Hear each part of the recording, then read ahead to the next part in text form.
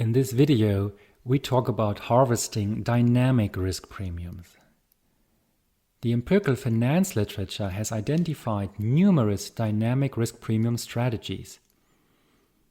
That video provides you with a short overview for 4 such strategies. These are value, carry, momentum, and volatility. So let's talk about value. Over the past decades, value stocks, so these are stocks with strong fundamentals relative to their market price, have on average outperformed growth stocks. Different investors use different metrics to measure the firm's fundamental strength. Typical measures are book value, past dividends, expected future dividends, earnings, or expected earnings.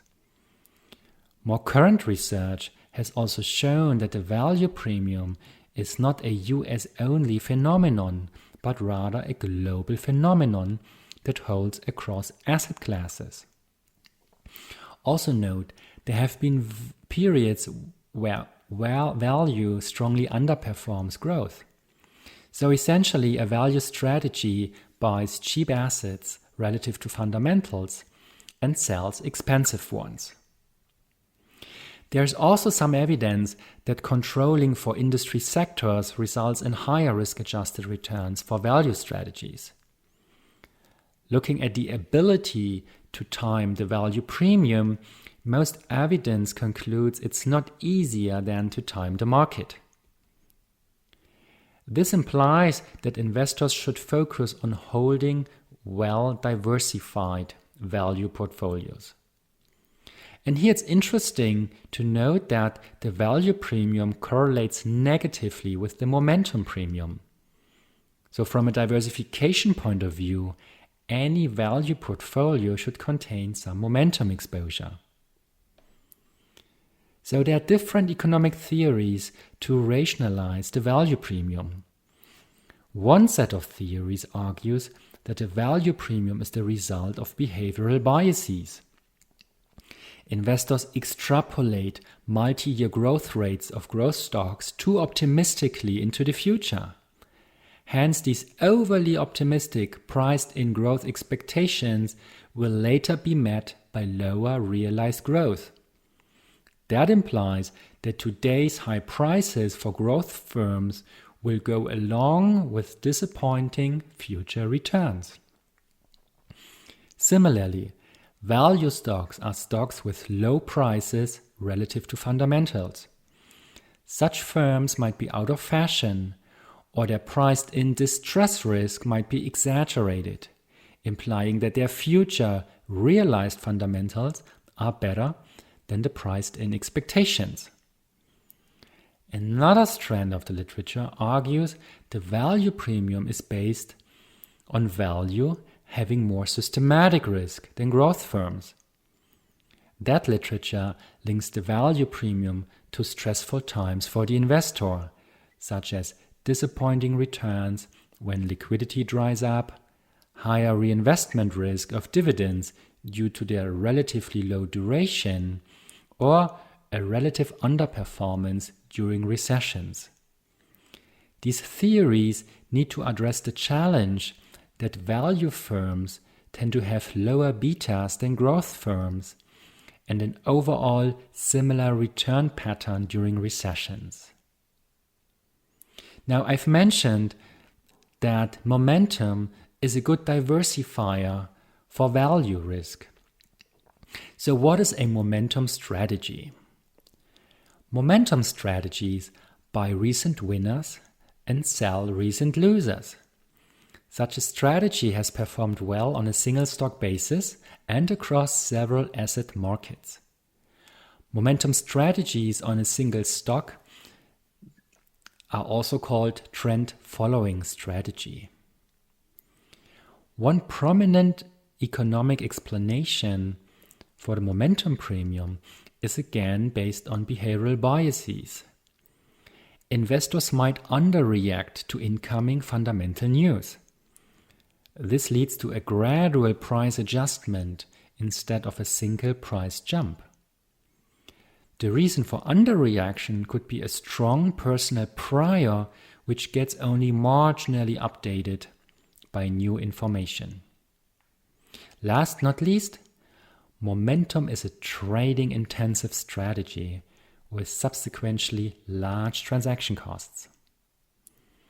Another popular dynamic risk premium strategy is carry, in particular currency carry. In fact, over the past 50 years, buying high-yielding currency and shorting low-yielding currency has been a profitable trade. Standard macro theory postulates that any yield differential across currencies should be offset by future currency depreciation. But in practice, the opposite has happened on average, namely high-yielding currencies appreciated and hence became even more lucrative for the early movers. Carry trades paid high Sharpe ratios within G10 countries and performed even better with emerging market countries. A major setback happened during the financial crisis. That experience showed that the carry premium is an escalator strategy. One collects premiums over time with a sharp and sudden downward reversal. The carry premium does therefore contain substantial negative skewness risk.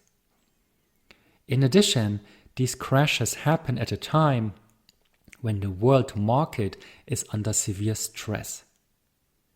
Going short carry does therefore provide an assurance against crash risk in the world market, and the magnitude of the resulting insurance premium has been sizable. Now, the dynamic strategy of selling volatility is also considered an escalator strategy that collects premiums in good times and faces tremendous losses during market turmoil.